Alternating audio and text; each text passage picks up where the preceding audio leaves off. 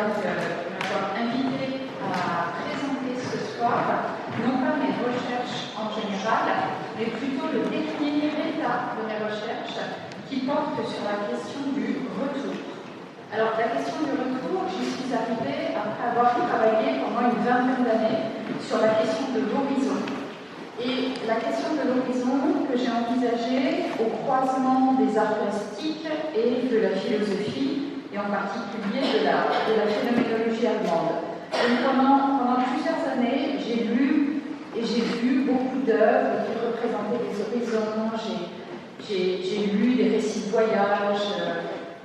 Donc tout cela a fait naître en moi, quelque part, une espèce de désir de retour qui ne s'était pas encore manifesté, mais qu'à l'occasion d'un exercice universitaire, j'ai pu développer. Ça s'est transformé en une véritable recherche qui, en plus, est très différente de ce qui s'est passé pour l'horizon, mais j'aurai l'occasion de revenir en fin de séance. C'est surtout la dissymétrie entre entre partir et revenir qui m'a profondément marqué. Et pour cela, je voudrais commencer par m'arrêter sur les mots. Déjà, partir et revenir, et repartir et revenir.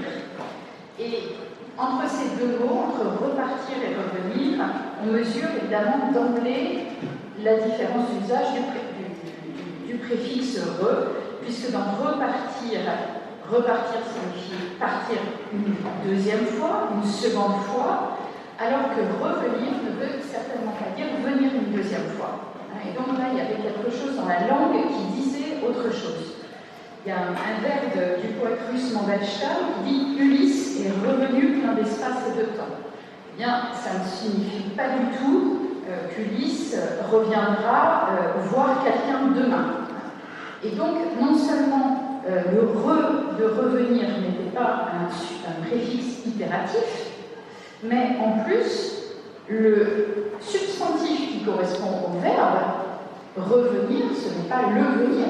Le substantif qui correspond au verbe, c'est le retour. Donc, on a en plus une autre idée, une autre dissymétrie dans le verbe lui-même, et le mot retour peut trouver deux conjugaisons actives, revenir et se retourner. Donc là, il y avait quelque chose qui était assez intriguant, c'était le fait que les substantifs ne recouvraient pas exactement les significations des verbes d'action, et également que le re ne trouvait pas de valeur impérative.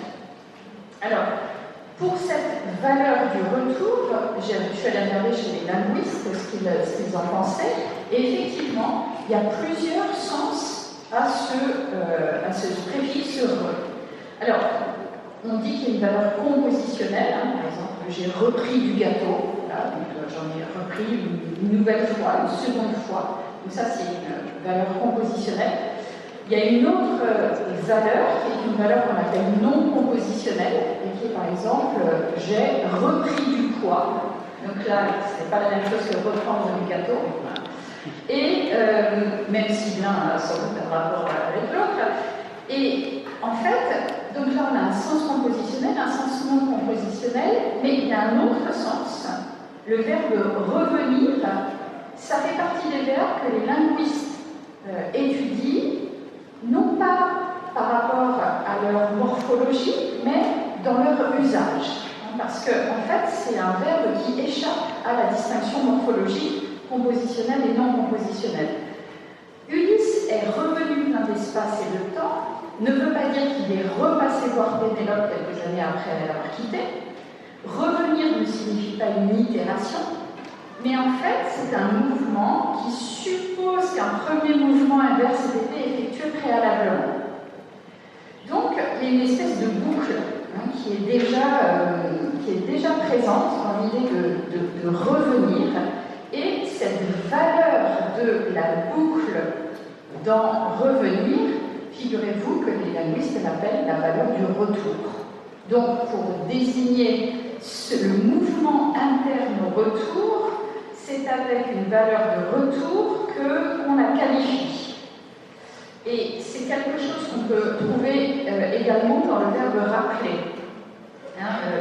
Tu peux me rappeler plus tard, ça c'est un usage itératif, mais je ne me rappelle plus son nom. Là, c'est une valeur de retour.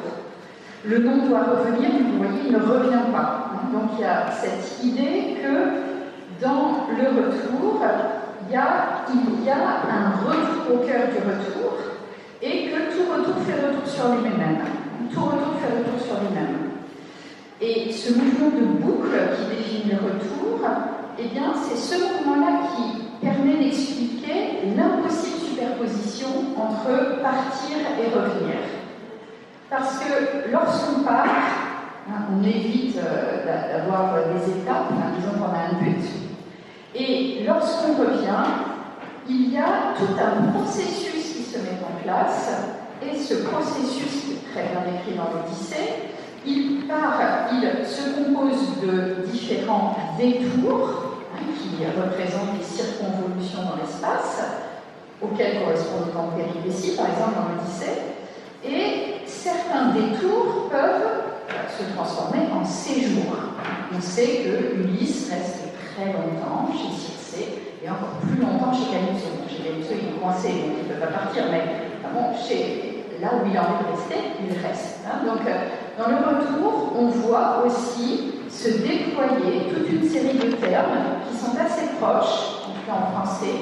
Donc, on a deux retours, et pour arriver au retour, on a déjà une série de détours et on a une série de séjours.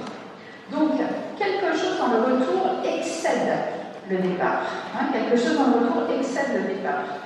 Et pourquoi ? Bien parce que revenir, c'est rapporter avec toi, avec vous, avec nous, tout ce qu'on a vécu, et on ne sait pas très bien quoi en faire quand on revient. On ne sait pas très bien comment partager ces expériences. Là, ça vous est tous arrivé, vous rentrez de vacances, vous ne savez pas du tout comment en parler.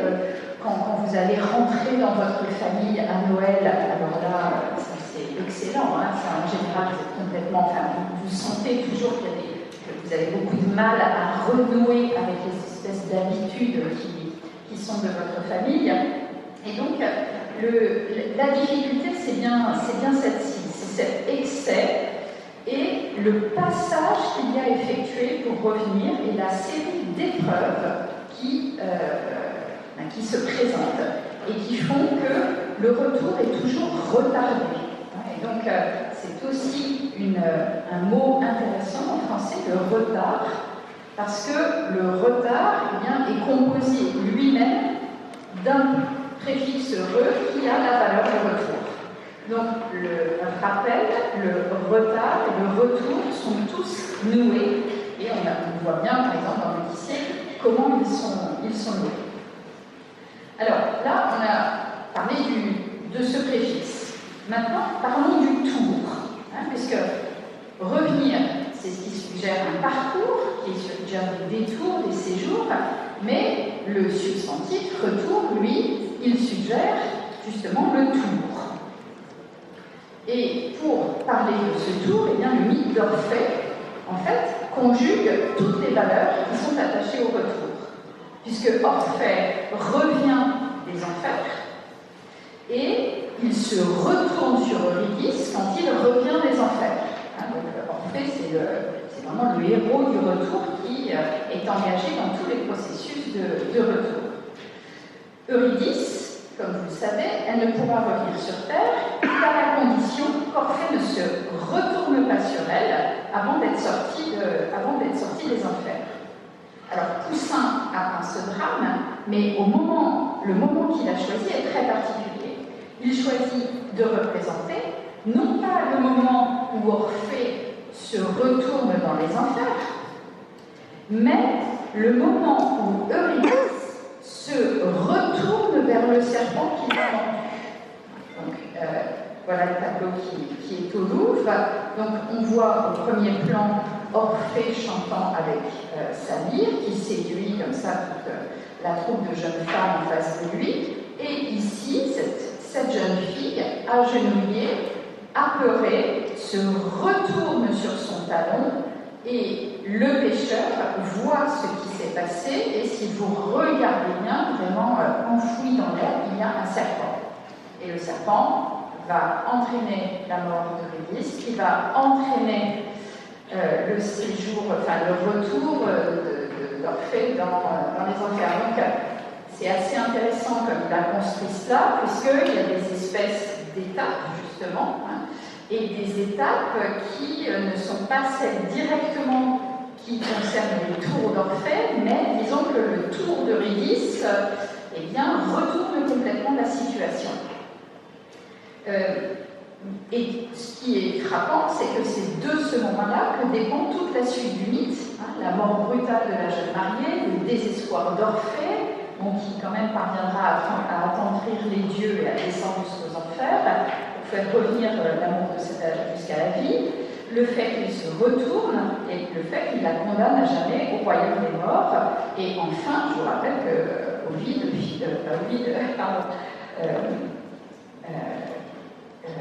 Orphée finit complètement déchiqueté par les Ménades.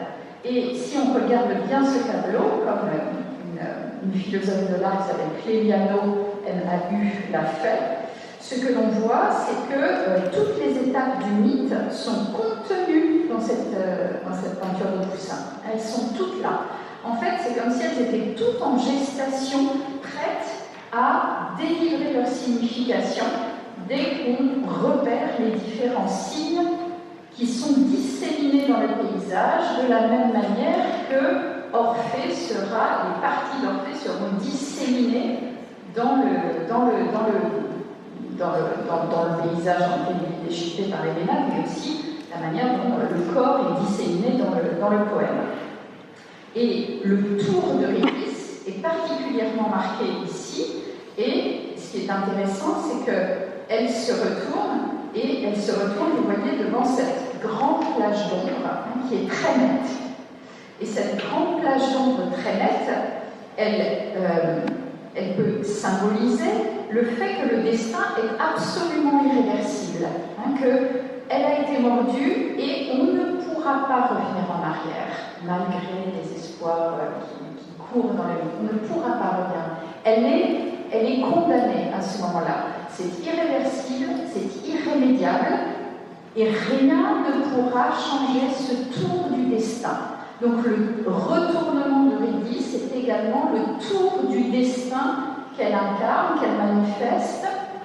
Et ce tour, vous voyez, il fait passer de la vie à la mort. Il n'y a pas de transition, aucune transition. Et c'est ainsi que cette absence de transition est signifiée par le passage brutal dans le tableau entre le premier plan plongé dans l'ombre et le deuxième plan illuminé par le soleil. Donc le retournement engendre deux effets. On voit une espèce de suspense. Le tableau suspend la vie d'Eurydice en un instant, et le retardement, dans le sens où Orphée, lui, il continue à chanter et il n'a pas encore vu ce qui arrive à sa fiancée, contrairement au pêcheur qui a compris d'un seul coup ce qui se passait. Et donc il y a une espèce de calme très inquiet du paysage de Poussin qui pourtant représente le tour tragique de fortune qui est représenté par le retournement d'Eurydice. Au cœur donc, du désir de retour se niche l'épreuve que nous faisons de l'impossible réversibilité entre la vie et la mort. La femme de Lot, par exemple, qui ne pouvait pas, elle, n'a pas pu s'empêcher de se retourner sur la ville de Sodome, qui était en proie aux flammes, et comme vous le savez, elle a été changée en une statue de sel, comme c'est raconté dans la Genèse. Et ça, c'est assez intéressant, c'est-à-dire qu'en se retournant, elle a été pétrifiée. En se retournant, elle a été pétrifiée. En regardant vers son passé, elle s'est pétrifiée. Ce n'est pas elle qui a pétrifié son passé, c'est elle qui s'est pétrifiée. La femme de Lot, elle incarne le risque du retour qui est d'être pétrifiée par la direction que prend le regard en se retournant. La direction que prend le regard en se retournant. De complètement pétrifier le passé vers lequel on se retourne et de ne plus justement transmettre la flamme de la vie. On le voit particulièrement dans cette mosaïque de la cathédrale de Monréal en Sicile, donc qui date du XIIe siècle, qui montre, vous voyez, un contraste saisissant entre la femme de Lot, qui est représentée d'une seule couleur, monochrome, et le groupe de Lot et de ses filles, qui, elles, partent en courant. Vous voyez, vous pouvez vraiment aussi apprécier l'incroyable mouvement et l'incroyable dynamisme avec lesquels les figures sortent en gros du cadre, alors que tout est une grande mosaïque, il n'y a pas de cadre, en tout cas sortent du cadre ciblé de cette histoire, et la manière aussi dont l'architecture est représentée, comment la ville tombe sous des flammes qui sont comme ça représentées par des grandes langues qui viennent lécher la pierre. Et effectivement, ce qui est assez aussi frappant dans cette mosaïque, c'est l'écart qui sépare la femme de Lot des vivants qui, eux, s'enfuient et de cette ville qu'elle ne peut pas, qu'elle regrette et dans laquelle elle ne pourra plus jamais retourner, et elle saisit que ce moment est irréversible, que cette ville a disparu et qu'elle fait face en fait à l'impossibilité de pouvoir revenir. Donc ce nouveau retournement prolonge la méditation sur la temporalité, à laquelle nous a introduit la notion de retour, et cette méditation sur la temporalité, on la trouve dans les récits des rescapés d'accidents, dans les récits d'événements déchirants, de guerre. Évidemment, quand on se retourne vers les événements passés, alors on ne peut plus vivre dans le présent. Je vous passe le nombre de films de retour des vétérans américains qui reviennent de la guerre du Vietnam, qui ne peuvent rien faire, ou auparavant, dans les films de Billy Wilder aussi, on voit souvent des soldats qui reviennent de la guerre du Japon et qui ne peuvent pas réintégrer la société dans laquelle ils viennent. Pourquoi ? Parce que leur regard est toujours tourné vers là d'où ils viennent et ils ne regardent pas évidemment là où ils vont.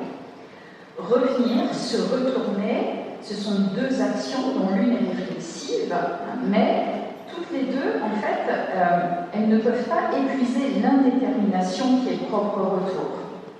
Effectivement, cette réflexion sur le retour, elle vise en fait à lutter contre la disparition dans le néant de ce qui est derrière soi. Il faut lutter contre la disparition dans le néant de ce qui reste derrière soi. Et parfois, on pense que revenir va pouvoir ressusciter. C'est un mot très important dans la philosophie du retour, disons. On va pouvoir ressusciter ce qui est derrière soi, mais ce qui est derrière soi est parti. Ce qui est derrière soi est parti, et on ne peut pas y revenir. Donc, vous voyez que c'est une peinture, en tout cas, médite sur la temporalité propre au retour. Alors, le retour le plus connu dans le monde entier, c'est le retour du Fils prodigue. C'est l'histoire de la Bible qui est la plus connue dans le monde depuis des siècles. Alors, c'est quand même assez intéressant. Et elle n'est racontée qu'à un seul endroit dans l'évangile de Luc, en 15-11-32. C'est la seule mention du Fils prodigue. C'est une histoire assez courte, mais en fait qui fait partie de 3 paraboles. Alors, ce sont des espèces de paraboles à rallonge, et chacune, on appelle ça des paraboles à tiroir, chacune a un sens qui éclaire la précédente. Enfin, celle-ci, elle est très importante, puisque le cadet est parti de chez lui, il avait réclamé son héritage à son père, et il est allé tout dépenser dans des maisons qui n'étaient pas de la plus haute réputation. Et ruiné, il se retrouve très loin de chez lui à devoir nourrir les porcs qui sont gardés par une espèce de très très riche fermier. Alors c'est la honte, c'est vraiment la plus grosse honte qui pouvait exister, c'était d'aller nourrir les porcs quand lui-même n'avait rien à manger. Et il se dit il ferait mieux de retourner chez son père, parce que, au moins chez son père, même s'il se fait, il pourrait être au moins nourri, accueilli, il aurait un toit, et il accepte l'espèce d'humiliation qui va sûrement arriver avec sa condition. Et voilà le passage. Le fils lui dit: Mon père, j'ai péché contre le ciel et contre toi, je ne suis plus digne d'être appelé ton fils. Mais le père dit à ses serviteurs: Apportez-lui la plus belle robe et l'empovetez, mettez-lui un anneau au doigt et des souliers aux pieds, amenez le veau gras, tuez-le, mangeons et réjouissons-nous, car mon fils que voici ici était mort et il est revenu à la vie. Il était perdu, il est retrouvé, et là ils commencèrent à se réjouir. Donc, le retour du fils prodigue, bon, évidemment c'est une espèce de préfiguration de la résurrection, hein, tout le monde a bien compris, mais c'est aussi une manière de penser aussi une espèce de dissymétrie entre les deux frères. Hein, il y a eu les textes discutant. Est-ce qu'on fait bien comme ça de récompenser le jeune cadet qui a tout dépensé, puis qui revient, qui a fait la fête, alors que l'aîné, lui, il a travaillé toute sa vie avec ses parents, c'est lui qui a sacrifié toute sa jeunesse, et lui, il n'a rien en retour, justement.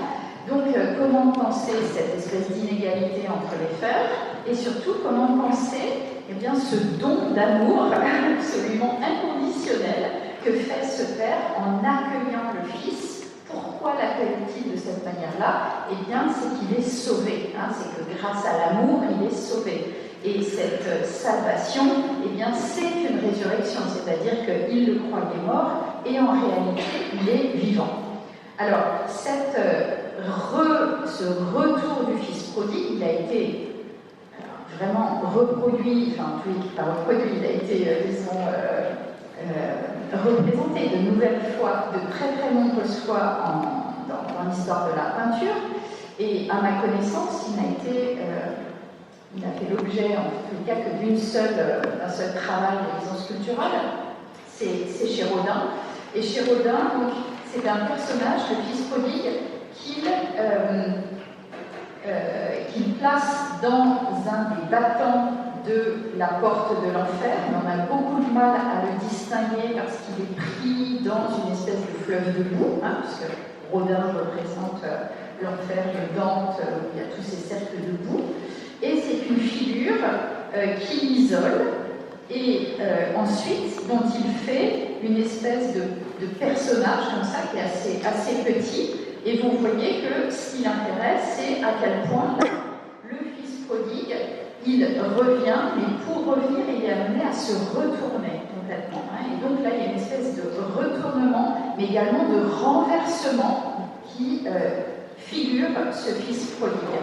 Ce fils prodigue, il est déjà présent ici, dans le dos du Gaulin, c'est un des fils du Gaulin, et ensuite, Rodin le prend, lui casse les bras, lui casse les jambes, et en fait 2 anses d'une sculpture, d'un vase antique, qu'il reprend à son compte. Et dernière manipulation que fait Rodin avec ce fils prodigue, c'est qu'il le renverse encore une fois, et grâce à ses bras, il lui fait attraper une femme qui a l'air comme ça de s'envoler, et donc là c'est la fuite de l'amour, donc il représente la fuite en sculpture, il représente donc cette espèce de mouvement, on le voit très dynamique et ascendant, mais également le fait que tout est en train de passer, tout est en train de passer. Alors la plus grande peut-être représentation du fils prodigue, c'est celle de Rembrandt. Rembrandt, donc ça c'est un tableau de la fin de sa vie, et ce tableau il est conservé à l'Ermitage, et qui a travaillé 17 fois toute sa vie sur des tableaux de fils prodigue. C'est quand même quelque chose qu'il a beaucoup travaillé à différentes étapes du mythe, de la parabole, et il a choisi, donc un peu comme tableau de fin de vie, ce tableau-là, qui est un tableau qui parle du père et de son fils. Donc la filiation, c'est un problème très important du retour. Toute l'Odyssée, c'est aussi une histoire de filiation. Et ce retour, ce qui l'a vraiment marqué, c'est la manière dont la dissymétrie devait être rendue sensible. Et il l'a rendu sensible de la manière suivante. Tous les membres qui normalement sont énantiomorphes, hein, c'est-à-dire qu'ils sont symétriques, ils se replient l'un sur l'autre, eh bien, tous les membres ici, vous voyez et vous allez voir, sont dissymétriques. Les yeux du père, vous voyez, l'un est très gros, a une grosse paupière, l'autre est très fermé, en fait, il est même, il louche, hein, il regarde sur le côté du tableau. Quant aux mains du père, l'une est très forte et épaisse, l'autre est très longue et mince, et les pieds, là c'est quand même ce qu'il y a de plus extraordinaire, les pieds du fils, eh bien l'un est dénudé, nous fait face, nous voyons à l'intérieur de la sandale, et l'autre est vêtu hein, d'une sandale, mais d'une chausse, mais évidemment le talon enfin, est très abîmé. Donc, tous les endroits où il y a, disons, une symétrie qui devait être marquée entre les membres, eh bien, les membres ne sont pas symétriques. Les membres ne sont pas symétriques. Et cette histoire de chaussures et de chausses et de pieds déchaussés dans le retour, elle est très importante. Parce que voilà comment Bosch lui-même a représenté le fils prodigue. Et si vous regardez, bien, le retour du fils prodigue, donc là il est devant l'espèce de lupanar dans laquelle il a laissé toute sa fortune, hein, eh bien, il est chaussé d'une petite bottine à droite et d'un sabot, d'une espèce de pantoufle à gauche qui laisse aussi visible son talon. Et le fait d'avoir un pied nu, c'est une histoire, hein, quand on prend les récits d'anthropologues, par exemple quand Jason, dans le mythe grec, veut retrouver la légitimité de l'île où son oncle a pris le pouvoir, eh bien, on lui dit, l'oncle Ialkos, on lui dit attention, quand tu verras un voyageur arriver avec un pied nu, c'est lui qui aura légitimement le pouvoir. Donc, il y a, si vous voulez, une histoire de filiation, une histoire de légitimité à retrouver la filiation dans cette représentation de pied nu.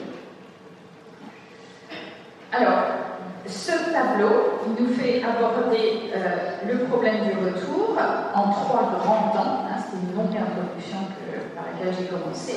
La dissymétrie, dont on a déjà beaucoup parlé, le dénuement qu'on a pu voir dans l'espèce de pauvreté de la tenue du fils prodigue, et la temporalité. Alors, pour la dissymétrie, eh bien, il y a une dissymétrie entre partir et revenir. Il y a une dissymétrie entre partir et revenir. Cette dissymétrie, eh bien, elle est à l'œuvre dans les voyages, et elle est déjà à l'œuvre dans l'Odyssée. Elle est déjà à l'œuvre dans l'Odyssée, puisque dans l'Odyssée, Ulysse doit revenir avec ses hommes. Alors, ils sont très très nombreux, hein, ils sont plus de 600. Et disons que pour partir à Troie, ils n'ont pas eu tellement de problèmes, bon, à part l'histoire du vent qui ne soufflait pas à Athènes. C'est vrai qu'il y a une jeune fille qui est quand même morte dans l'histoire. Enfin, tout le monde est parti, il n'y a pas eu de problème pour arriver jusqu'à Troie. Mais pour revenir de Troie, alors là, ça a donné lieu à tellement de récits qu'il y a toute une littérature grecque qui s'est constituée, qui s'appelle les récits du Nostos. Le Nostos, c'est le nom du retour en grec. Et donc, les récits de retour s'appellent les Nostoi. Donc, c'est une espèce de tradition. Et l'Odyssée, dans l'Odyssée, nous entendons les récits du retour des autres héros de la guerre. Mais il y a un retour que nous ne connaissons pas, c'est celui d'Ulysse. Et il faut attendre, la composition de l'Odyssée est très particulière, puisqu'elle est faite justement de boucles. Hein, c'est une espèce de boucle compositionnelle. Et la boucle de l'Odyssée reprend elle-même la boucle du périple qu'il a parcouru dans toute la Méditerranée. Et la manière dont le récit s'ouvre, le premier vers, dis-moi, ô Muse, quel est l'homme aux 1000 tours. Premier vers. Là, quand même, si on dit que Homère, il n'a pas fait que recopier des récit qui était dans l'air. Il a vraiment pensé ce qui se passait. Dis-moi, Muse, quel est l'homme aux 1000 tours? L'homme aux 1000 tours, Polytropos, c'est le nom d'Ulysse. Et donc ces tours, ce seront les détours compositionnels par lesquels l'histoire sera racontée, qui seront aussi les tours qu'il fait dans la Méditerranée et qui correspondent également aux tours qu'il joue pour pouvoir regagner son identité et se faire reconnaître chez lui. Donc il y a là déjà une espèce de récit absolument extraordinaire, et ce récit extraordinaire, il n'a rien à voir avec ce qui se passe au départ. C'est parce que c'est un retour qu'il y a plusieurs choses qui sont à l'œuvre. La première chose, c'est que c'est un retour donc, qui est retardé. C'est un retour retardé. Donc on a cet effet de retardement, et l'effet de retardement, il est présent dès le début de l'Odyssée, puisque toute la télémaquie est une recherche d'Ulysse, et qu'on ne trouve pas Ulysse à la fin de la télémaquie. On ne sait pas, on sait qu'il est vivant, ce sont les derniers mots de la télémaquie. Et ensuite, on retrouve Ulysse. Ensuite, il y a comme si on avait changé de caméra, et hop, on avait suivi Hermès, et boum, on était arrivé chez Calypso. Et là, on trouve Ulysse pleurant, baignant dans les larmes, se lamentant et voulant absolument rentrer à Ithaque, et Calypso, qui aimerait quand même bien le garder auprès de lui. Donc, déjà, le retard et ce retour, donc, il se déploie en séjour et en détour, comme on a bien compris, mais c'est aussi l'effet d'un empêchement. Une puissance empêche Ulysse de rentrer. C'est Poséidon. Une puissance l'empêche de rentrer. Donc, le retour, très souvent, est empêché à cause d'une domination, d'une force de domination qui exerce son pouvoir de nuisance, et qui empêche le retour. Empêcher le retour de quelqu'un, c'est une des choses les plus horribles que vous puissiez faire. Voilà. Empêcher le retour de quelqu'un, et c'est quand même assez incroyable de se dire ça. C'est-à-dire que Ulysse, il a tout vécu. Il a tout vécu, il a tout vu. Les pires monstres, il les a vus. Les pires sorcières, les plus belles du monde, il a couché avec elles. Il a tout vu. Pour un grec de son époque, il a même vu plus, vous voyez. Mais la pire chose qui puisse lui arriver, c'est de ne pas rentrer chez lui. Alors bon, on va lui dire, très bien, enfin bon, Calypso, elle est quand même très belle, elle est immortelle, et Calypso lui offre l'immortalité. Elle lui dit, allez, reste avec moi, regarde, je t'offre la jeunesse à jamais et l'immortalité avec moi. Et il refuse, puisqu'il veut justement revenir chez lui, retrouver Pénélope. Pénélope, il l'a pas vu depuis 20 ans, il n'a pas vu Télémaque depuis 20 ans, donc il sait qu'il va revenir quand même dans une condition où plus personne ne sera le même, et surtout, lui, on ne va pas le reconnaître, donc il sait que ce sera très difficile, mais c'est ce qu'il souhaite plus que tout. Donc, être empêché, il y a vraiment là une analyse politique à mener, d'ailleurs, qui, aujourd'hui, se manifeste dans le retour des œuvres d'art que certains pays demandent. Voilà, le Bénin demande certains retours de bronze. Voilà. La Grèce demande que les métopes et la prise du Parthénon reviennent à Athènes. Et là c'est intéressant de lire tous ces discours. Non, quand même, on n'est pas sûr, est-ce qu'il y a des beaux musées là? Et donc là, on sent qu'il y a toute une histoire de la domination qui s'est appropriée ces biens-là et qui ensuite ne veut certainement pas les rendre. Voilà. Donc, il y a dans le retour, évidemment, des pointes dans l'actualité qui lui donnent des prolongements. Le risque du retour également qui est présent dans l'Odyssée, c'est l'oubli. Ulysse doit subir des épreuves très importantes qui risquent de lui faire perdre la mémoire et d'oublier le retour. Et à d'autres moments de l'Odyssée, Ulysse n'arrête pas de se plaindre et ses compagnons réclament le retour et ne peuvent plus agir. Donc, trop de désir de retour empêche le retour et pas assez de désir de retour fait oublier désir de retour. Et donc toute l'Odyssée, eh bien, c'est cette espèce de recherche de la mesure qui permet de comprendre que le retour correspond à une espèce d'accomplissement. C'est un accomplissement. Ulysse doit accomplir sa vie dans le retour. Il doit accomplir sa vie dans le retour. Et pour accomplir sa vie, il a dû partir, il doit revenir, et quand il revient, il doit passer toute une série d'épreuves, dont une série d'épreuves de la reconnaissance. Une série d'épreuves de la reconnaissance. Cette dissymétrie, ah oui, alors je vous ai montré ce tableau de Chirico, que je trouve extraordinaire, ce retour d'Ulysse, c'est bien parce que tout voyageur qui revient, toute personne qui est partie à la guerre et qui revient, je ne parle pas des récits de retour de camp, qui sont un très grand moment de la pensée du retour, eh bien celui qui revient, il revient avec ce qu'il est parti, et ce avec quoi il est parti ne cadre plus du tout dans le lieu dans lequel il revient. Donc vous voyez, il revient avec la mer, il vient avec son bateau, mais il n'y a plus, rien ne peut l'accueillir dans le salon pour cela. Donc c'est cet effet d'étrangeté qu'on ressent, non pas quand on est à l'étranger, ça on la ressent tous, mais quand on revient, on est étranger chez soi quand on revient. Donc là, il y a aussi des dialectiques très intéressantes, et par exemple, un philosophe comme Alfred Schutz a très bien parlé, dans une espèce de récit micro-phénoménologique, de cette manière dont on n'arrive pas à se réadapter immédiatement au lieu d'où on est parti lorsqu'on revient.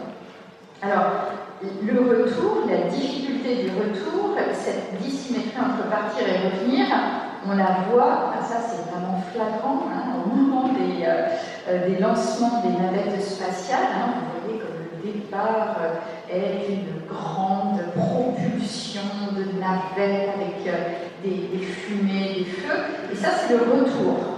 Donc le retour, en gros c'est ça, quoi. Il y a une capsule qui arrive de terre, du ciel, qui est balancée au milieu de l'océan.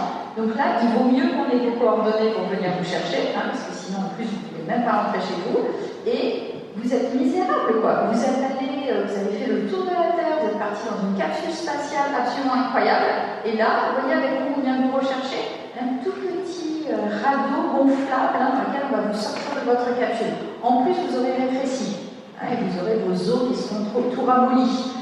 Donc, vous imaginez au moment de Gagarine, quand il est parti, quand il est rentré, lui, sa capsule, elle a atterri au milieu d'un désert de l'Oural. Il y avait des paysans qui ont vu un truc, donc le paysan soviétique de 1960, qui ont vu une espèce de capsule de boîte de conserve tomber avec un homme dedans. Ça devait être quand même un récit, ça devait être quand même absolument extraordinaire. L'autre dissymétrie qui est très flagrante, qui m'avait beaucoup marqué quand je travaillais sur l'horizon, c'était sur le land art également. Partir, revenir. Anne-Françoise Spenders, elle a écrit 2 ouvrages d'ailleurs très bons dans les années 2000 sur le land art. Et le premier s'appelle Partir, le deuxième s'appelle Revenir. Partir, quand je travaillais sur l'horizon, je pense que j'ai essayé pendant une dizaine d'années de me le procurer. Il était épuisé chez l'éditeur, non reproduit. Il était volé des bibliothèques, dont celle de la Sorbonne. Impossible de mettre la main dessus, absolument impossible. Revenir, c'est un livre que je n'ai jamais eu aucun problème à trouver. Donc, c'est vrai que c'est moins excitant de revenir. Vous voyez, il n'y a pas cet aspect d'aventure, il n'y a pas cet aspect d'étrangeté, de découverte de l'aventure, du nouveau, de l'autre. Non, on revient dans le même. On revient dans le même. Ça, c'est une dimension très intéressante parce que ce retour dans le même, c'est un retour en réalité qui accentue les altérités, qui accentue le temps qui est passé. Qui accentue le temps qui est passé. Et cette dissymétrie entre partir et revenir, elle est aussi tout à fait flagrante dans les récits de voyage. et en particulier les récits de ce qu'on appelle les grandes découvertes. Alors ça, ce sont des formules qui sont vraiment remises en cause actuellement. Les récits des grandes découvertes, faites par les auteurs eux-mêmes de ces grandes découvertes, donc le journal de Christophe Colomb, le journal de James Cook, le journal de Marco Polo, le journal donc de Magellan, tous ces personnages qui ont contribué à repousser les horizons terrestres. Eh bien, ils ont tous tenu un journal. Alors, c'est vrai que tenir un journal quand on est navigateur, ça veut dire combien de litres de rhum on met dans les cales, combien de moutons on embarque, combien de... Très bien. Mais, quand même, ils avaient tous une famille et aucun n'a jamais parlé de ce qui s'est passé quand ils revenaient. Aucun. Christophe Colomb, il a quand même fait 4 voyages dans un temps record, jusqu'en Amérique. Il est revenu 4 fois. Il n'a jamais dit un mot, enfin, nous, on n'en a pas, en tout cas, de ce qui se passait quand il revenait. Vous imaginez, vous allez découvrir des horizons absolument incroyables, vous découvrez un autre continent, bon, lui, il croyait que c'était l'Inde toute sa vie, il a cru qu'il avait découvert l'Inde, il rentre, et on ne sait pas. On n'a absolument aucun témoignage de sa part de ce qu'il a vécu dans ce retour. Magellan, il s'est fait tuer quand il était en Indonésie. Cook, il s'est fait manger sur les îles Sandwich. Voilà. Marco Polo, il est revenu. Le journal de Marco Polo, c'est extraordinaire. Donc, il va quand même en 1271, 90, il va jusqu'en Chine, il va jusqu'au Japon, il revient, il s'installe à Venise. Le retour à Venise, 5 lignes dans son journal. 5 lignes. Nous sommes revenus, tout s'est bien passé, nous avons été accueillis comme des rois à Venise. Stop, c'est tout. Et ça s'arrête là. Et en fait, si vous pensez à toutes les aventures que vous avez lues dans des bandes dessinées, par exemple, tous les dessins animés pour les enfants, c'est toujours des récits de voyages avec des tas d'aventures, des péripéties, des retournements. Et quand ils reviennent, voilà, en fait, il n'y a plus aucun problème. Ils reviennent, ils sont chez eux, et on n'a pas du tout le moment du retour. On ne sait pas ce que produit ce retour. Et ce retour, ce moment du retour, il a été particulièrement décrit dans la littérature du XXe siècle, et en particulier par les novellistes, en particulier Rilke, Kafka, ont écrit plusieurs nouvelles là-dessus. Et ce petit texte de Paul Claudel aussi, que je trouve extrêmement parlant, parce que c'est ce qui rend le retour plus triste qu'un départ. Effectivement, il y a une espèce de tristesse aussi dans le retour. Il y a une joie du retour quand il est très attendu, mais il y a aussi une tristesse. Pourquoi ? Eh bien parce que celui qui revient sera toujours étranger là où il revient, et qu'alors l'envie lui prendra de repartir immédiatement. D'ailleurs, c'est ce qu'ont fait tous les grands voyageurs dont je vous ai parlé. Ils arrivaient chez eux, puis ils repartaient immédiatement. Et la manière dont ont été écrits ces textes et ces nouvelles mettait à chaque fois l'accent sur le seuil. Celui qui rentre a du mal à rentrer. Et reste à la porte. Il reste à l'endroit où il ne sait pas encore s'il va pouvoir entrer à nouveau dans la familiarité. Et donc le seuil représente à merveille cette espèce de lieu tangent entre la familiarité et l'étrangeté, et entre le désir et l'appréhension. Le désir de retour dès l'Odyssée, il est sucré, dit Homère, gluqué, c'est pas le glucose, et il est redouté également. Et donc il y a toujours une espèce d'ambivalence du retour qui n'est pas aussi transparent, disons, que l'espèce de désir de départ ou de nécessité de départ. Alors, le dénuement, c'est toute personne qui revient, celui qui revient dénué. c'est-à-dire revient d'une certaine manière. Vous voyez, c'est très simple. Quand vous partez en vacances, vous imaginez comment? Ou quand vous partez en voyage, quand vous partez quelque part, pas forcément des départs d'ailleurs gays, ça peut être. On voit bien, les sacs, les valises, il y a une espèce d'extériorité, vous voyez, en tous les cas, une manière d'extérioriser le départ en dehors de vous dans des objets. Le départ se dépose, si vous voulez, dans certains objets. Et au retour, il n'y a plus rien. Quand Ulysse rentre, il n'a plus rien. Quand le fils prodigue rentre, il n'a plus rien. Quand la plupart des réfugiés rentrent, ils n'ont plus rien. Et quand le soldat rentre de guerre, c'est pareil, il n'a plus rien. Qu'est-ce qui s'est passé? Où est-ce qu'est passé toutes ces histoires qui ont eu lieu? Où sont passés les détours? Où sont passés les séjours? Où sont passées les multiples transformations qui ont eu lieu justement dans la rencontre avec l'autre? Alors, l'épisode le plus parlant pour ce dénouement, c'est la résurrection. C'est la résurrection. La résurrection qui est la résurrection du Christ, qui est un épisode très intéressant, notamment pour l'art, parce que si vous lisez le texte de l'Évangile, alors dans les trois évangiles, on ne comptant pas Saint Jean, qui est un évangile un petit peu particulier, mais en comptant Marc, Matthieu et Luc, les récits de résurrection sont de plus en plus longs. Voilà le plus court, mais si vous regardez bien, en tout cas dans les trois évangiles, le Christ est mis au tombeau le vendredi, après sa crucifixion, et c'est le lendemain que les femmes arrivent au tombeau et elles trouvent le tombeau vide. Est-ce que quelqu'un a vu le Christ ressuscité? Personne n'a vu le Christ ressuscité. Absolument personne.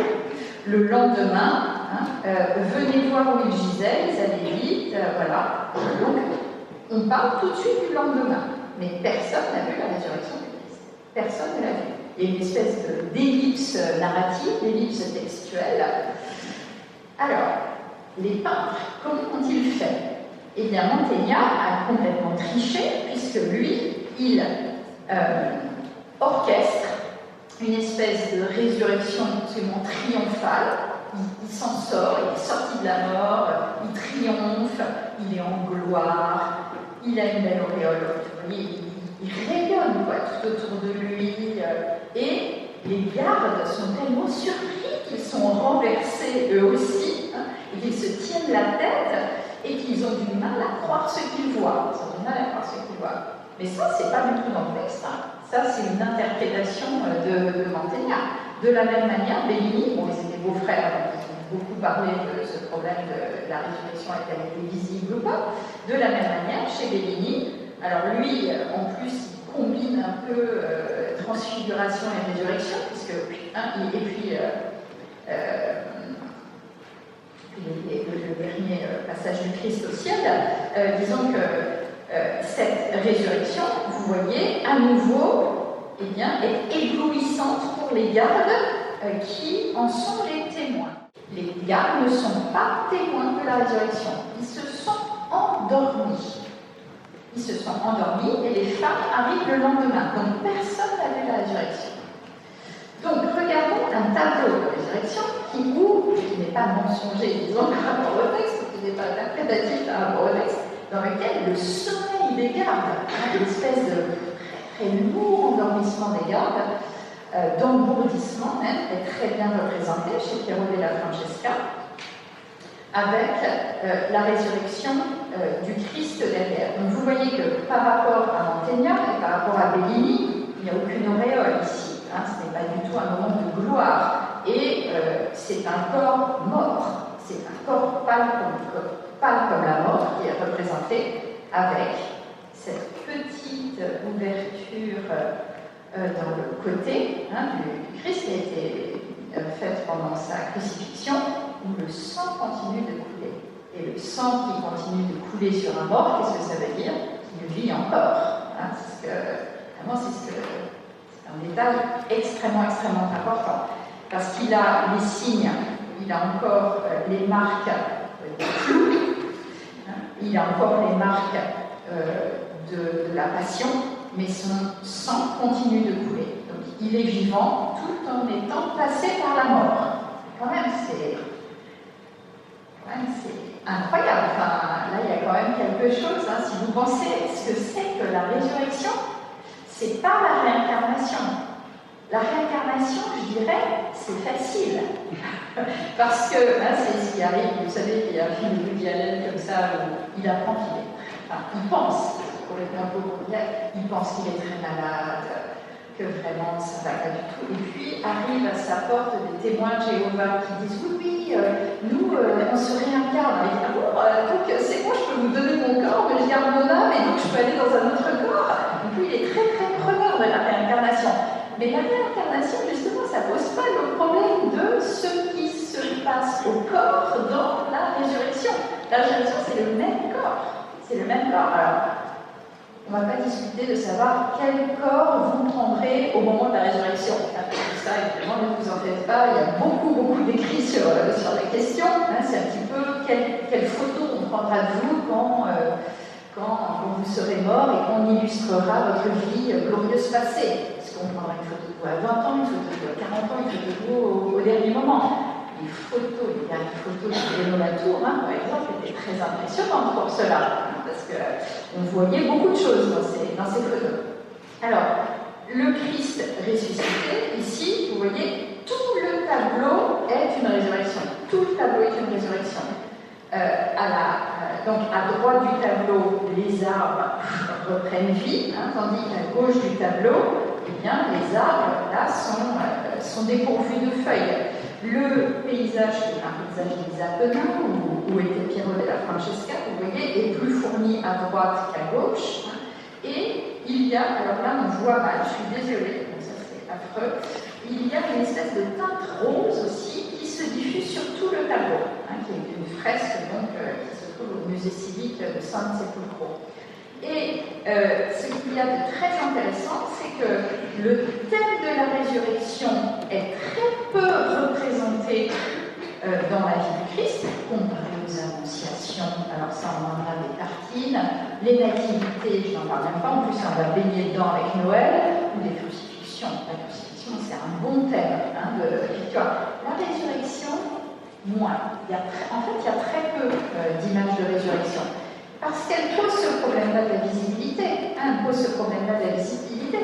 Et donc, cette résurrection, elle a aussi quelque chose de très particulier. Non seulement elle peint tout un nouveau jour qui est en train d'advenir, donc on a ce rose qui est réparti sur tout le tableau. La toge du Christ est absolument magnifique, hein, et qui répond comme ça au sang et qui répond à la bannière des croisés. Avec ce cadre qui est peint tout autour de la fresque et des espèces de corniches, vous voyez, qui se répètent à l'intérieur du tableau, corniches qui fonctionnent comme des espèces d'étages jusqu'à l'horizon, hein, et donc qui revient jusqu'à nous, et puis surtout l'enjambement du pied sur le tombeau. Et vous voyez, c'est comme si, moi quand je vois ça, je pense, vous savez, au chasseur qui a tué le lion, et voilà, il met le pied sur le lion, il a surmonté quelque chose, il a surmonté un danger, hein, il revient de la mort et il met son pied dessus, voilà, il met son pied. Et si vous regardez le tombeau, il ressemble quand même beaucoup à un autel, hein, et donc il y a cette espèce de transsubstantiation qui passe dans la transfiguration, qui passe dans la résurrection. Hein. Donc il y a aussi, un petit peu comme chez Rembrandt, un tableau dans lequel il y a plusieurs moments, en tous les cas, de la vie du Christ qui sont représentés. Donc, voilà le détail. Et voilà, en fait, aussi à San Sepolcro, dans la cathédrale, une autre résurrection, à laquelle il rend hommage, de Niccolò di Segna, donc dans laquelle il reprend, vous voyez, la même composition, avec le pied là qui sort. Je ne sais pas si j'ai un détail, si vous voyez le pied, on dirait une main de singe, hein, c'est assez extraordinaire. Mais là, il est complètement endormi, mais là, le Christ, il est dans sa mandorle et il n'appartient pas au paysage dans lequel il revient. Alors que chez Piero, quand vous regardez le tableau, chez Piero della Francesca, il est dans le monde. il revient dans le monde, il ne vient pas dans un autre monde, il revient ici. Et oui, ça c'est très important, hein, c'est une temporalité présente, il revient. Et ce tableau est lui-même une histoire de résurrection. C'est-à-dire que, vous voyez où il se trouve, San Sepolcro. Donc c'est pas une blague, hein, les Italiens ont vraiment appelé de leur ville San Sépulcre. Pourquoi? Parce que deux pèlerins au Moyen-Âge sont revenus de Jérusalem avec une pierre, disent-ils, du tombeau du Christ. Ils se seraient endormis, la pierre se serait comme par magie retrouvée dans les arbres, et donc suite à ce miracle, ils auraient construit la ville de San Sepolcro. Donc, la pierre, on a dit, c'est la pierre du sépulcre. C'est la pierre, donc, dans laquelle est enterré, sous laquelle est enterré Jésus, qui a vit sa résurrection. Donc là, il met regardez, il y a aussi une pierre. Là, il y a une pierre. Donc, il y a une espèce de pierre qui est le rappel de cette histoire. Et cette histoire, il la place à San Sepolcro. Donc, c'est une fresque qui, en plus, conjugue l'histoire de la ville, l'histoire des pèlerins, et qui se fond comme ça dans l'histoire de la résurrection. Et de surcroît, cette œuvre a failli être détruite au moment de la Deuxième Guerre mondiale, sauf que le général Clark, qui était le général américain qui avait débarqué en Sicile et qui remontait avec ses troupes pour combattre les fascistes et les nazis et remonter toute l'Italie, il avait lu un livre, quand même, un général américain qui lit, il avait lu un livre de Aldous Huxley qui avait dit que le plus beau tableau du monde, c'était ce tableau-là. Et il s'est dit, mais il y a San Sepolcro, on doit aller bombarder San Sepolcro. Donc il a envoyé une troupe pour vérifier que les fascistes étaient bien partis, il n'y avait plus personne, et donc il a annulé l'ordre de bombarder San Sepolcro. Voilà comment la fresque a été sauvée. Donc elle-même, si vous voulez, elle fait partie d'une espèce de grande résurrection. En tous les cas, elle est sauvée, elle revient comme ça, elle revient des morts. Et pour terminer, la temporalité. Alors sur la temporalité, je serai beaucoup plus rapide. Donc, qu'est-ce que ça veut dire que revenir? Alors, là, ce sera, disons, un peu plus philosophique. Revenir pose un problème temporel, comme on a vu. Pose un problème temporel. Est-ce que revenir, c'est comme revenir en arrière? Est-ce qu'on revient dans le temps comme on fait un aller-retour dans l'espace? Voilà. Comment? L'aller-retour dans l'espace, disons que l'espace, il offre une espèce de support matériel à la possibilité de retour. Mais dans le temps, il n'y a pas de support matériel. Le temps n'est pas un support matériel. Il n'y a pas de route du temps. Donc il y a un philosophe qui a très bien parlé de ça, c'est Jean Kelevitch. Vladimir Jean-Kelevitch qui a écrit un très bon livre sur ce sujet qui s'appelle L'irréversible et la nostalgie. L'irréversible et la nostalgie. Et il explique que l'irréversible, disons que le retour dans le temps est absolument impossible, et donc cette histoire de machine à remonter le temps, elle dit beaucoup de choses. Elle dit que c'est comme s'il y avait une espèce de route sur laquelle on pouvait poser une machine extraordinaire et qu'on arriverait dans une même route mais dans un temps passé. Mais non, il n'y a pas de support matériel dans le temps. Il n'y a pas de support matériel. Pourquoi? Parce que le temps contient tout. C'est une espèce de grand contenant. Et nous sommes dans le temps. On ne peut pas l'extérioriser pour se dire qu'est-ce que c'est. Non, on est complètement pris dedans. Et comme on est pris dedans, eh bien, il n'y a pas de superposition symétrique de l'avant et de l'après. Il n'y a pas de superposition symétrique de l'antérieur et du postérieur. Non, on ne peut pas revenir en arrière. On ne peut pas revenir en arrière. Même si vous faites tourner les bobines d'un film à l'envers. Si vous faites tourner la bobine d'un film à l'envers, eh bien vous sortirez quand même du cinéma 2 heures plus tard. Donc vous n'aurez pas remonté le temps. Le temps aura continué son espèce de rythme inexorable de Jankélévitch, inexorable. Et ce rythme inexorable, il l'appelle la futurition. C'est la futurition. Le temps avance toujours dans une direction. On ne peut pas, c'est irrévocable, on ne peut pas le faire partir en arrière. On ne peut pas se retourner et changer ce qui n'a pas été. Ça, vous le savez tout ça. Le nombre de fois où vous avez commis une bêtise, vous avez dit quelque chose, mais pourquoi avez-vous dit cette chose-là à ce moment-là? Et ce que vous faites toute la nuit, c'est pourquoi vous ne rêvez qu'une chose, c'est de pouvoir revenir à cet endroit-là pour corriger cela. Ce que vous éprouvez, c'est que vous ne pouvez pas le faire. C'est absolument irrémissible. On ne peut pas changer cet ordre-là. On ne peut pas changer. C'est le seul ordre temporel. C'est la futurition. Et la nature de la futurition rend la succession irréversible. C'est la succession qui est irréversible. Et c'est le même temps pour tout. C'est le même temps pour tous, c'est le même temps pour tous. Il y a une conférence dans laquelle Étienne Klein, on lui dit mais qu'est-ce que c'est en fait le temps? Il a une magnifique réponse, il dit le temps, c'est la manière qu'a trouvé la nature pour que tout n'arrive pas en même temps. Voilà, donc l'espèce de déploiement et donc qui s'organise dans une futurition. Et donc,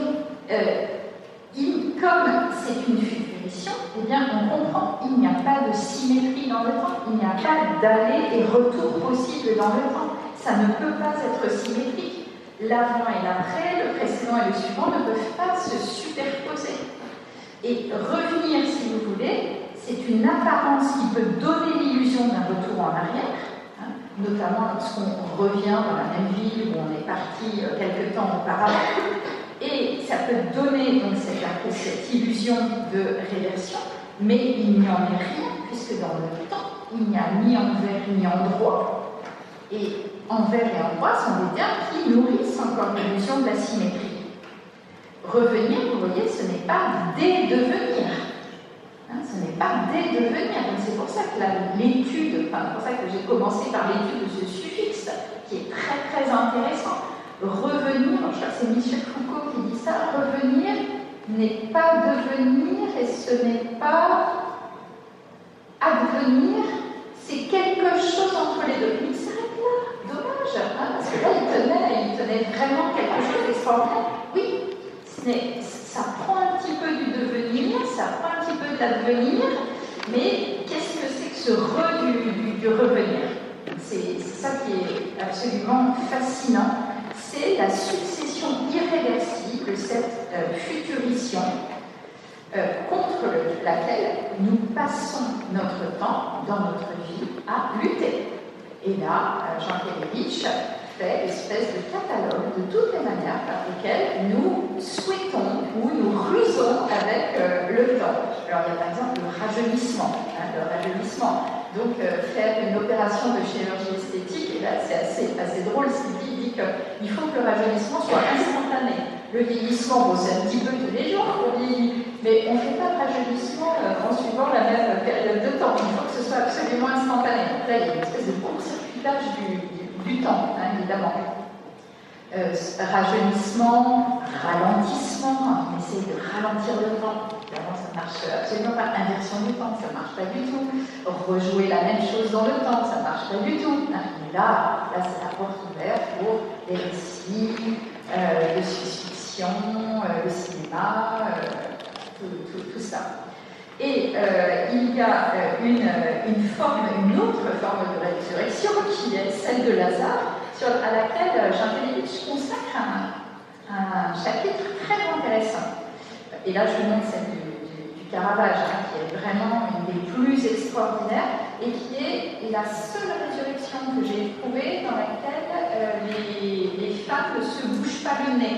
Parce que Lazare est resté 3 jours lui aussi au fond du tombeau et visiblement, il est en peste. Et donc, toutes les autres représentation de la résurrection de Lazare, on voit les femmes se recouvrir le nez, parce que son odeur est pestilentielle, absolument insupportable. Et là, regardez ce que fait Caravage, non seulement il n'en est pas du tout question, mais au contraire, elle vient presque renifler son frère, Marthe. Elle vient renifler, elle lui colle le nez sur le visage, vous voyez, comme si aussi elle lui redonnait la vie, ou lui redonnait la vie, avec des espèces d'âmes comme ça qui passeraient dans la bouche, dans le fluide du corps. C'est quand même assez extraordinaire. Et ce que montre Jean Kelevitch, c'est que, oui, il ressuscite. Mais en fait, Lazare va mourir un jour. Il revient à la vie, d'accord, mais il est passé par la mort déjà. Ça n'a pas nié la mort. La résurrection n'est pas une négation de la mort, et ça c'est très important. Le Christ, il est passé par la mort et il revient.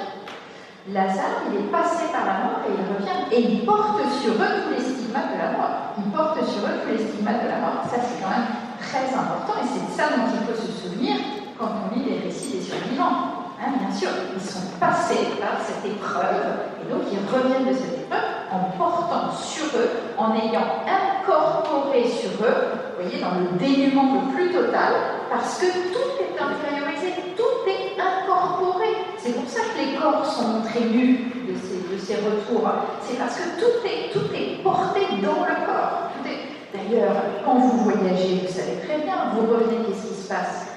Quand vous faites un long voyage, vous avez mal au ventre, ou alors nos intestins sont notre deuxième cerveau, ça c'est sûr. Au moment du retour, c'est évident, vous voyez. Donc évidemment, le corps prend tout dans le retour, il prend absolument tout. Donc c'est ce qui explique comme ça ces majestueuses représentations de corps complètement dénudés à ce moment-là. Et donc Jean Kelevitch explique que, oui, il est revenu, mais il est pas revenu dans la vie éternelle, il est revenu et il va continuer à vivre sa vie. Ce sera Lazare 2, si vous voulez. Avant c'était Lazare 1, et puis après c'est Lazare 2. Et ensuite, il y aura une mort de Lazare, un enterrement de Lazare, et puis peut-être une résurrection s'il y croit. Voilà, si ça arrive. Mais en tout cas, Lazare aussi va mourir. Il ne fait que reprendre le temps de la fructuration de la vie, et il n'a pas pu y échapper, même s'il est ressuscité. Même s'il est ressuscité, il revient dans le temps de la vie, et il n'y a pas échappé. Même dans la mort, il n'y a pas échappé.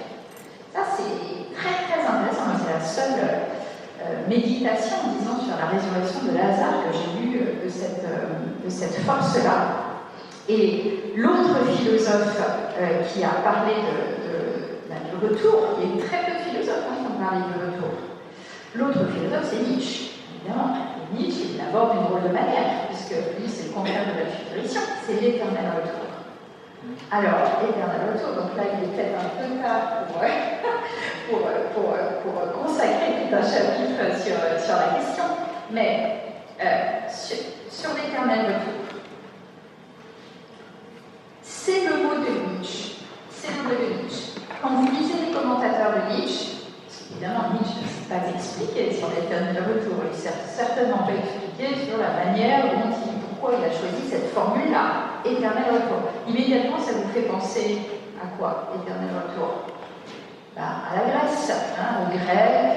Il devait bien y avoir des écoles grecques qui pensaient que les choses revenaient. Alors oui, les stoïciens, ils pensaient qu'il y avait une espèce de grand cycle de 10 000 ans, et puis ensuite, les choses elles revenaient. Il y avait des mythes très très anciens dans lesquels en fait les choses ne font que revenir. Donc ils s'inspirent un petit peu de ces idées, de cette espèce de cosmologie grecque. Et puis au même moment, alors Nietzsche était un très grand lecteur des scientifiques de son temps. Au même moment, donc dans les années 1880, il a parlé de l'éternel retour entre 80 et 87. Et au même moment, on découvre en science, la science la plus développée, c'est les lois de la thermodynamique. Les lois de la thermodynamique qui expliquent donc que toutes les choses, en tout cas la deuxième, elle explique très grossièrement que toutes les choses se désagrègent et que, en fait, tout va revenir exactement à l'identique puisqu'il n'y a qu'un nombre, que le monde est limité. Donc il y a un nombre illimité de configurations, mais le monde est limité. Donc ça l'intéresse beaucoup, c'est-à-dire cette espèce de jeu entre limité et illimité, fini et infini. Et également, ce qui l'intéresse beaucoup, c'est l'aspect mythique de l'éternel retour. Donc, Zarathustra, une espèce d'annonce de l'éternel retour. Mais quand les disciples, alors en plus, Zarathustra, c'est de l'anabase et de la catabase. Donc, il est en haut d'une montagne, ensuite il descend, après il revient, après il descend, après il revient, il va sur les îles des bienheureux, il revient. Vous lisez le Zarathustra, non seulement c'est difficile à comprendre, en plus vous êtes épuisé si vous lisez les Zarathustra. Donc parfois, Zarathustra, il n'en peut plus, il s'endort. On comprend, vraiment, c'est lourd ce qui lui arrive. Et dans un livre, il a tous ses disciples qui sont les animaux autour de lui, et donc il y a un moment, ils sont très contents parce qu'ils ont l'impression qu'ils ont compris quelle était la doctrine de l'éternel retour. Alors ils lui chantent tous la doctrine de l'éternel retour, et lui il s'endort.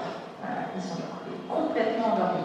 Et quand il se réveille, il dit ça suffit, vous me récitez ça comme si c'était une rengaine, alors que justement, lui, il ne veut pas de doctrine de l'éternel retour. Il ne veut certainement pas que ça se transforme en formule de l'éternel retour. Il n'y a pas de formule de l'éternel retour. On ne pourra pas capturer l'éternel retour. Donc d'un côté, c'est le mot de sa philosophie, et d'un autre côté, c'est ce qui est absolument insaisissable. Donc en gros, tous les commentateurs de Nietzsche commencent par dire c'est la plus grande énigme de Nietzsche, c'est la pointe de la pensée nietzschéenne, c'est ce qui est absolument insolvable chez Nietzsche. Enfin, tout le reste aussi, mais là c'est le pire, c'est vraiment le pire, c'est le pire tour en attendant qui pouvait nous jouer. Et donc, quand on regarde bien, alors il faut s'armer de pas mal de courage, parce que alors, les commentateurs évidemment sont très, très divers, mais bon, les textes sont absolument magnifiques, et puis ils résistent à l'interprétation, ils demandent on fait comme Zarathustra, on abandonne, on les laisse, on va s'endormir, on revient, on ressuscite, on les trouve beaux, on se dit n'importe quoi. Donc ça suscite, en tout cas très loin de l'indifférence, et c'est une espèce de mélange de résistance et de silence, d'historique et d'écrit, de quelque chose de très large et d'étroit, et on ne sait jamais si c'est une expérience ou au contraire si c'est une espèce de doctrine. Donc on est toujours entre les deux. Mais ce qui m'a semblé intéressant par rapport à tout ce qu'on a vu auparavant, c'est par rapport aux caractéristiques du retour qu'on a pu, comme ça, en tout cas, souligner, mettre en place, c'est que, l'éternel retour, lui aussi, c'est l'objet d'une dissymétrie. C'est l'objet d'une dissymétrie. Toute l'histoire de la philosophie est en gros l'histoire d'un départ. C'est le départ, alors que ce soit des partitions, dans ce sens-là, mais aussi le départ, on quitte un monde pour aller dans un autre monde. Donc il y a toute une histoire de la philosophie qui est plutôt un départ vers la nature, et rien n'est consacré au retour. Rien n'est consacré. On peut se dire, voilà, il y a une espèce de dissymétrie, là on peut partir et revenir. Deuxième caractéristique, le dénuement. Ah oui, là c'est clair.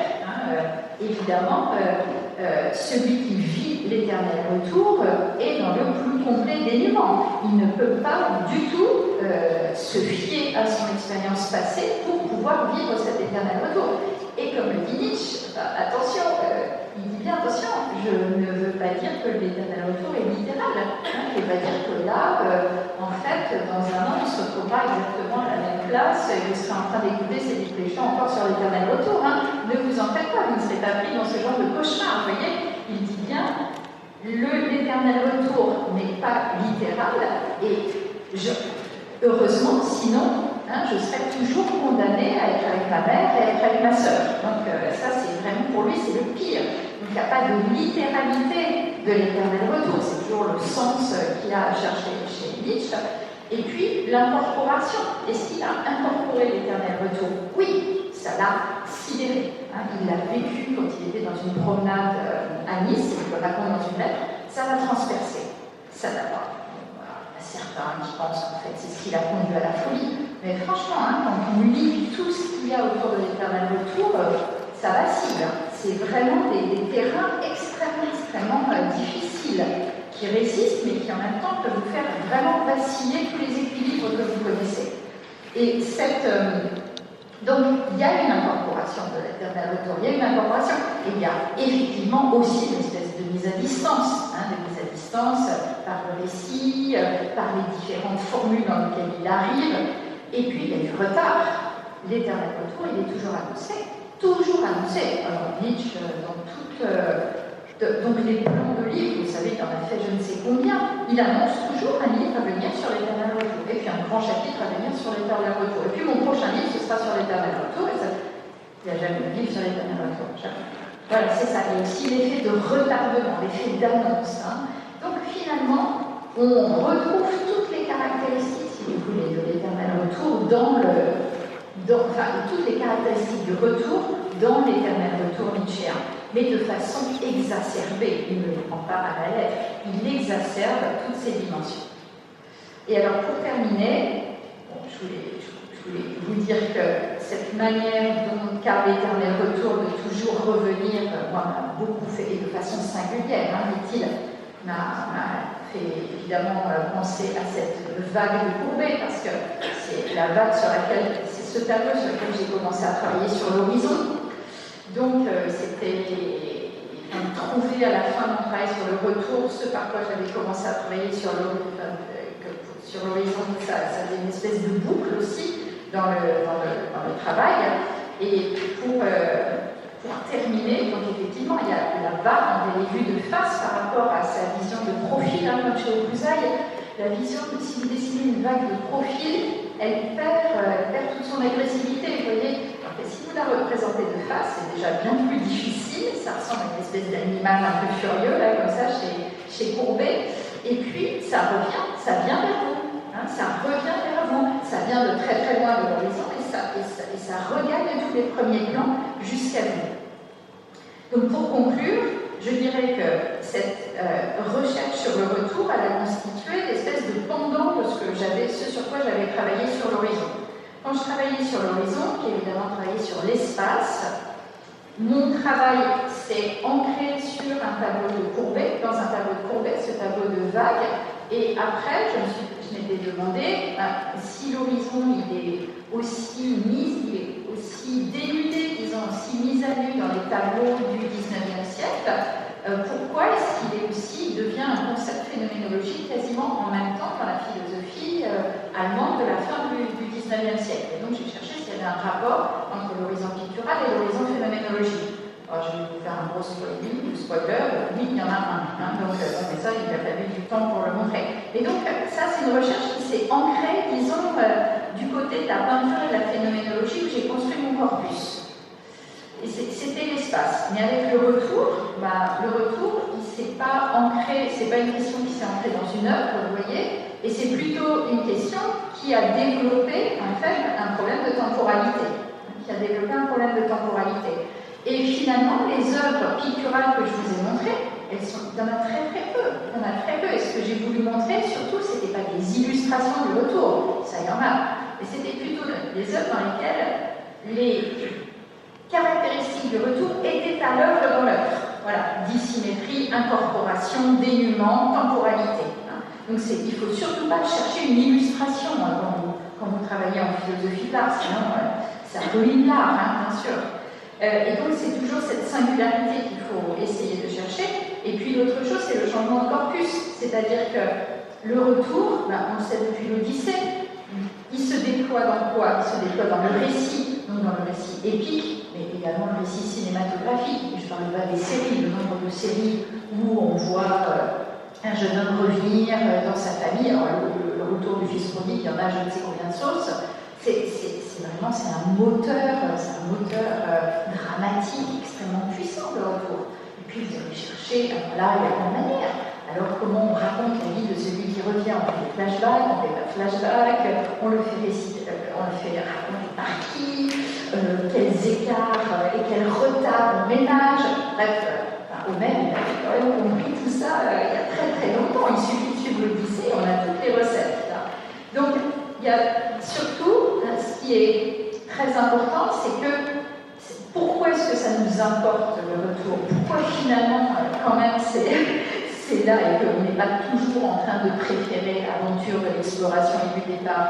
Bien, c'est parce que je vous ai dit, le retour en grec, c'est le nostos. Hein. Mais le nostos, dans les dictionnaires étymologiques, eh bien, on le lit au noos, c'est-à-dire à l'esprit. Hein. Et c'est une des manières dont l'esprit se déploie, de partir et de revenir. On ne fait pas que partir. Vous savez très bien, au moment où vous devez écrire quelque chose, par exemple, vous revenez, vous êtes obligé de rassembler vos éléments, de revenir à l'essentiel, de retracer le chemin de retour. Et donc, il y a des liens sémantiques très forts qui existent entre le retour et la pensée, entre la pensée et son mode de déploiement, les épreuves par lesquelles elle doit passer, les séjours dans lesquels elle aime résider. Hein, quand on fait un travail, moi je me demande toujours, tiens, quelle est ma calypso, par exemple. Où est-ce que j'aime bien rester pour surtout pas aller travailler?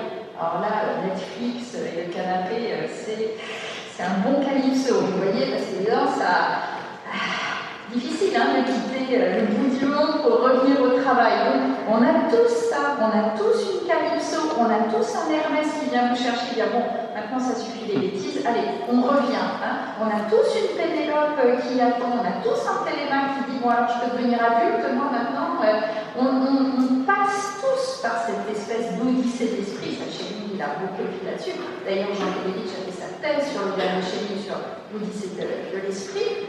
Donc, effectivement, il y a des liens entre la pensée, le déploiement, son retour, ce retour dont il s'agit évidemment de conserver toute l'ambiguïté. Je vous remercie.